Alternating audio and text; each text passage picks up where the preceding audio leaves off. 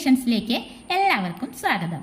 ഇന്ന് നമ്മൾ തയ്യാറാക്കുന്നത് എല്ലാവർക്കും ഇഷ്ടപ്പെട്ട ചായക്കട പലഹാരമായ പരിപ്പ് വടയാണ്. അതിനായിട്ട് നമ്മൾ 1.5 കപ്പ് പരിപ്പ് നന്നായി കഴുകി 3 മണിക്കൂർ കുതിർത്ത ശേഷം ഒരു അരിപ്പയിലേക്കിട്ട് വെള്ളം കളഞ്ഞെടുത്തിട്ടുണ്ട്.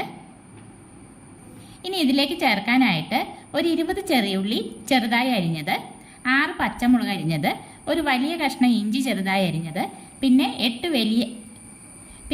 വെളുത്തുള്ളി അല്ലി തൊണ്ട് കളഞ്ഞിട്ടില്ല കേട്ടോ, തൊണ്ടോടുകൂടി തന്നെയാണ് എടുത്തേക്കുന്നത്. പിന്നെ ഇതാ ഒരു 3 വറ്റൽമുളക് ഒന്ന് ചെറുതായി മുറിച്ചെടുത്തിട്ടുണ്ട്. ഇതെല്ലാം നമുക്കൊന്ന് ക്രഷ് ചെയ്തെടുക്കാനുള്ളതാണ്. ഇനി ഈ പരിപ്പിൽ നിന്ന് 2 സ്പൂൺ പരിപ്പെടുത്ത് മാറ്റി വയ്ക്കുന്നുണ്ട്.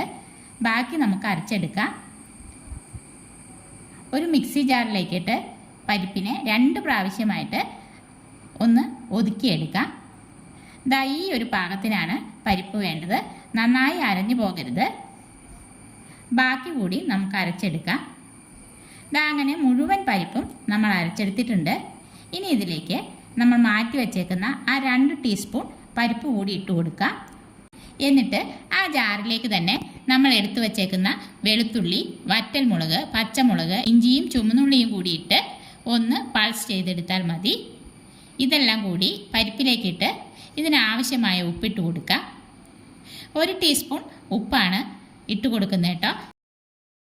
എന്നിട്ട് നന്നായി മിക്സ് ചെയ്ത ശേഷം ചെറുതായി കട്ട് ചെയ്തെടുത്ത കുറച്ച് വേപ്പില കൂടി ഇട്ട് കൊടുക്കുന്നുണ്ട്. എന്നിട്ട് കൈ കൊണ്ട് നന്നായി മിക്സാക്കി എടുക്കാം. ഉപ്പ് ഇതിന് ഇത്തിരി കുറവാണ്. അല്പം കൂടി ഉപ്പിട്ട് നല്ലപോലെ തിരുമ്മി യോജിപ്പിക്കാം.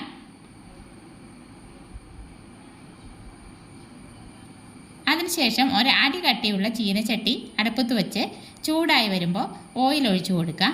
നല്ലപോലെ ഓയിൽ ചൂടായ ശേഷം മീഡിയം ടു ലോ ഫ്ലെയിമിലിട്ട് നമുക്ക് പരിപ്പ് വട ഫ്രൈ ചെയ്തെടുക്കാം. നമ്മളിവിടെ ചെറിയ പരിപ്പ് വടയാണ് ഉണ്ടാക്കുന്നത് കേട്ടോ.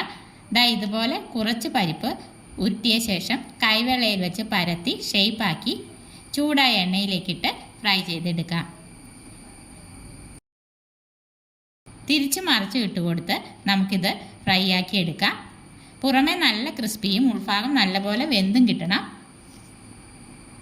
അങ്ങനെ ഇതാ ഈ ഒരു പാകത്തിന് നമുക്ക് എണ്ണയിൽ നിന്ന് ഇത് കോരിയെടുക്കാം. ബാക്കിയെല്ലാം നമുക്കിതുപോലെ ഫ്രൈ ചെയ്തെടുക്കാം.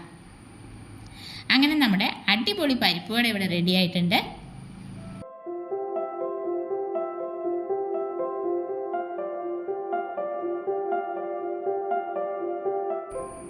അപ്പോൾ ഇന്നത്തെ ഈ പരിപ്പ് വടയുടെ വീഡിയോ എല്ലാവർക്കും ഇഷ്ടപ്പെട്ടെങ്കിൽ ലൈക്ക് ചെയ്യാനും ഷെയർ ചെയ്യാനും സബ്സ്ക്രൈബ് ചെയ്യാനും മറക്കല്ലേ.